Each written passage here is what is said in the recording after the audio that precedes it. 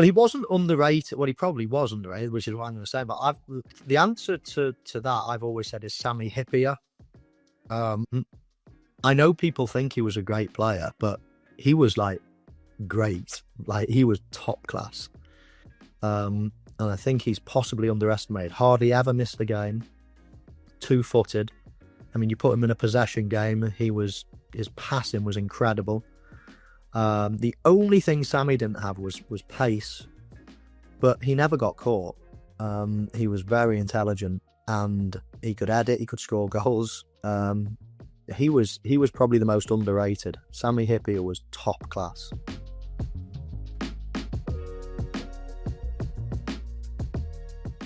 Andy Robertson will definitely go down as one of Liverpool's greatest ever left-backs. I think people have written him off. I mean, anyone would think that Andy Robertson's 36 or something, the way people are talking about, that Liverpool needed a new left-back and everything else like that. Andy Robertson's been just the most incredible player. And he still gets up and down that wing, still got loads of energy, still playing at the very top of his game. So, it's a strange old game, football. But yeah, I think he's been pensioned off in many people's eyes. And you look at his age, and you look at the way he plays, and there's absolutely no reason for anybody to even suggest anything like that. So Kirkes coming in, yes, it obviously adds a different, question mark and dimension to the whole scenario. But Liverpool need good players in every position, and it's just down to Andy, I guess, and the club to decide whether, not playing as much and playing, is going to sit well with him at his age, because he's still got a lot to offer, I would suggest. So that's a question mark for any player. And let's not, beat around the bush. He is coming into the final stretch of his career, but he still has a stretch left. And whether he wants to be playing second fiddle at this stage of his career, maybe in 3 or 4 seasons, he could accept that, just playing 10, 15, 20 games a season. But at this, he's still got so much life in him, then he might not want to be doing that so early in his career. So let's see how that pans out, but I still think he's got loads to offer.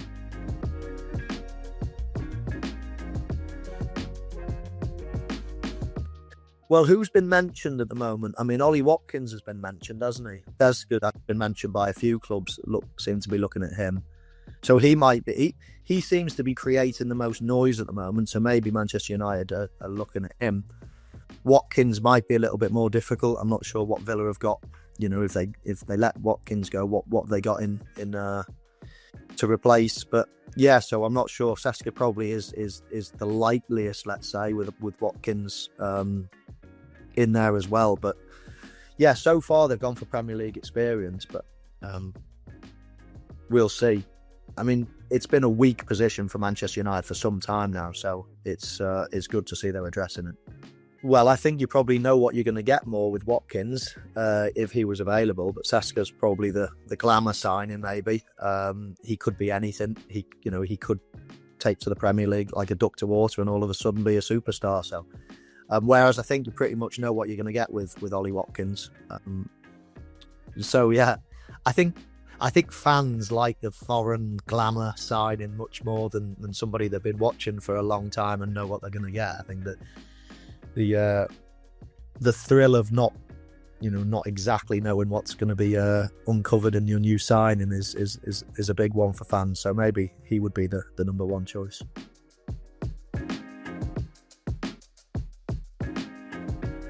Sometimes you sit here and you think, oh, there's so much more business to be done. I'd like to see it play out and things like that. But I don't really feel like that at the moment. I think that Liverpool are far and away got the best chance of winning it. I think, if I was to put percentages on it, I'd be sort of Liverpool, I'm 70% think they're going to win it. Probably Arsenal,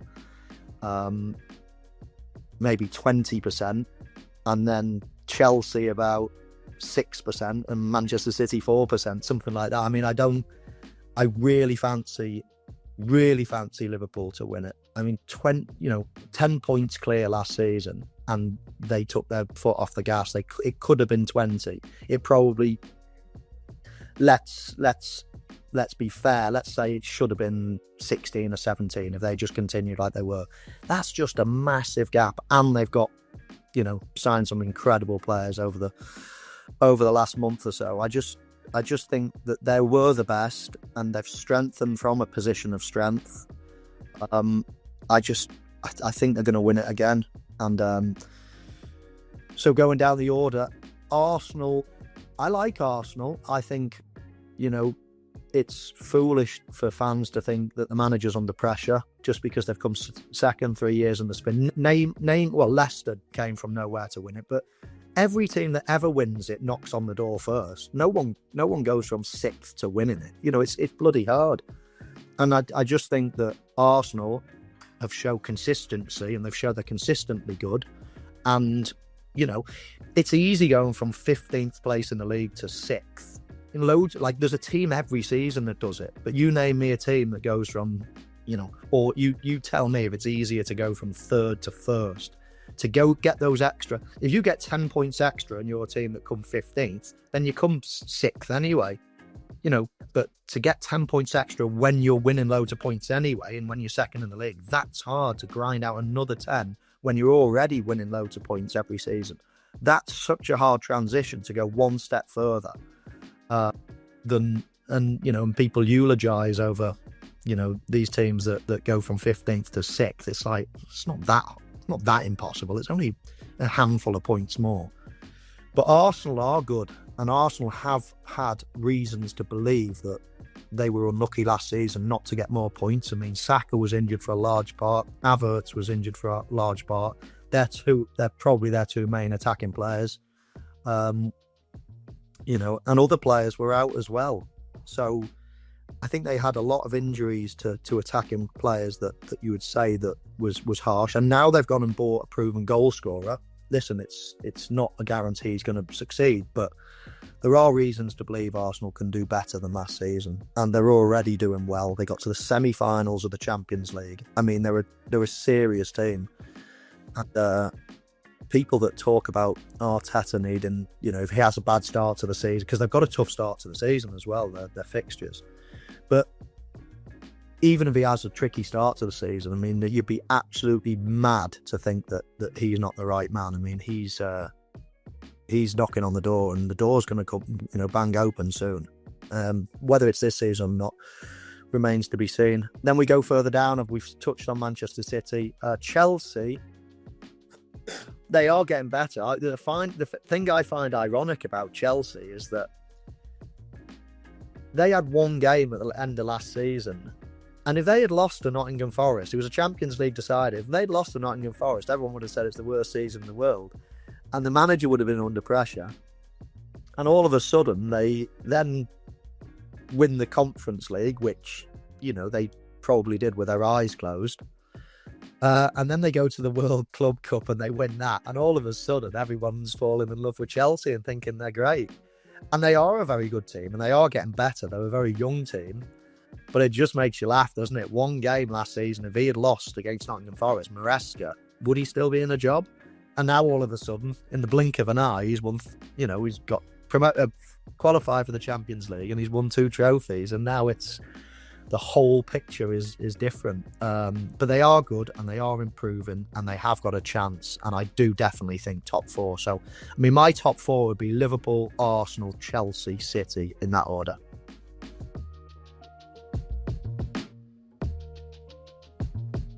There is opportunity for England, isn't there, at the moment? That the team is good, but there's still opportunity. I mean, I worry about the summer. I worry about the conditions in America. I think it's going to be red hot in their summer. Our best player is not going to be getting any better, let's say, Harry Kane. What's our defence going to be? John Stones has been, top class for years and years, but he's struggling with injuries. Can he do another year? Can he play at that level? Our fullbacks, we used to think that we were so strong in fullback areas, but Chilwell and Shaw and whatever, they get injured a lot. Is the next youngster going to come through? probably Arsenal probably hold the key there. But right back, Kyle Walker, we've been so reliant on him with pace at the back. He's not going to be there, you would think, in 12 months' time. We're bringing players like Henderson back in. I just think there's opportunity for young players at the moment. If anybody stakes their claim, sourcing them and pinpointing them is another matter. I mean, yeah, it's hard off the top of my head. The lad at Crystal Palace, what's his face? His name escapes me. The centre midfielder. What's his name? What's the midfielder at Crystal Palace called? Wharton, yeah. He could have a say, but I mean, he's not going to knock Declan Rice out the team, is he? But I don't know. It's an interesting time for England at the moment, but let's see how the season goes. Wharton would be the one that strikes me as potentially someone that could stake a claim, but as I say, that's quite a competitive area, the centre of midfield, especially with Rice there. So I'd like to see a defender or two come through, because I think we're quite light on defenders at the moment.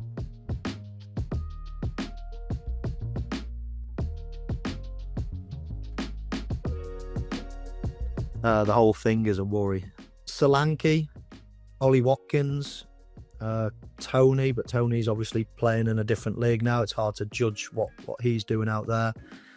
We've got players that can come in, but we have not got a lot of players that are coming through. Or not coming through. We've got a few players coming through. We've not got a lot of players that are there to choose from, let's say. Harry Kane has been the standout. He's been a constant source of goals. He won't be able to do it forever. He doesn't rely on pace necessarily, so he might be able to go on a little bit longer than somebody that does.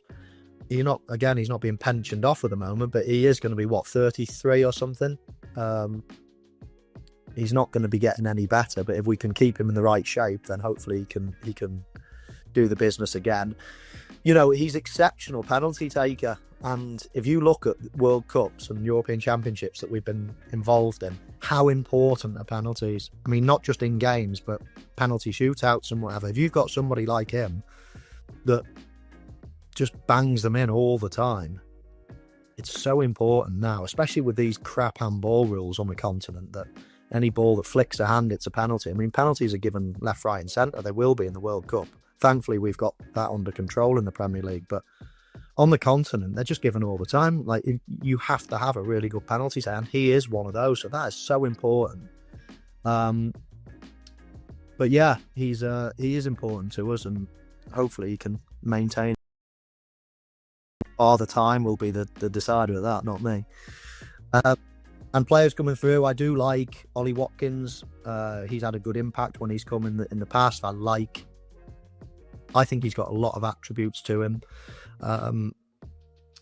But yeah, behind that, and Solanke and behind that, we haven't got loads.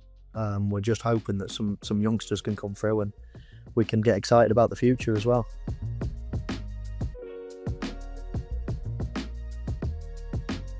Well, there's every chance, isn't there? Yeah, probably. I haven't done my full prediction list yet, but I can feel myself looking at it thinking, yeah, the three promoted teams, they're the ones that start there, don't they? And then it's like, oh, is there anyone? But I mean, who else could? I mean, Brentford could have a sticky season. They lost their manager and they're losing all their best players.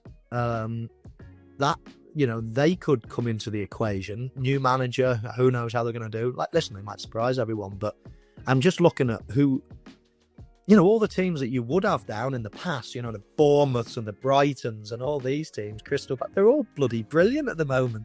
They're improving, so no chance are any of these teams going to come up from the Championship and beat any of those. So yeah, I mean, it's a worry, I think, at the moment, and it's something maybe the Premier League are looking at. I don't know what can be done to stop it, but the gap between the Premier League and the Championship feels and looks and on all stats is getting wider and wider and wider. So yeah, as things stand, I can't see that changing.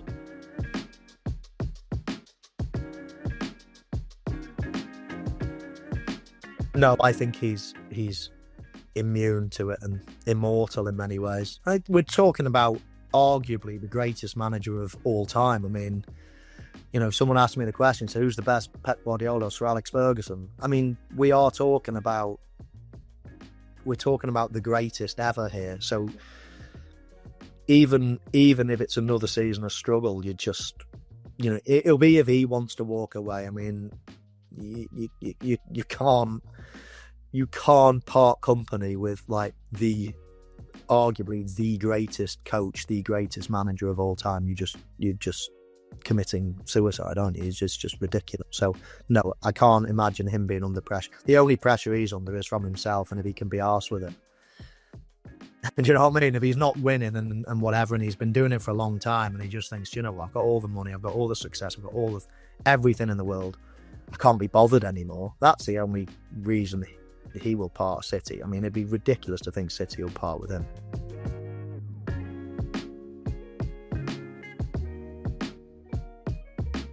I mean, it's just the most incredible move for him, isn't it? I mean, talk about if you're ever going to be re-energized and reinvigorated and whatever by a move, then this is it. I mean, lots of people thought last chance saloon, Marcus, you know, when you went to Aston Villa, if you don't put it in there, then where are you going to go from there? How far are you going to drop?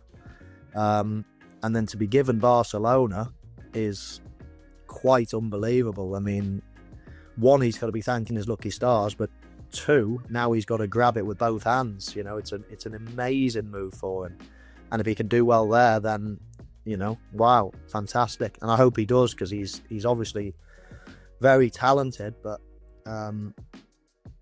yeah, this is an unbelievable showcase for him now to play on one of the best stages in the world.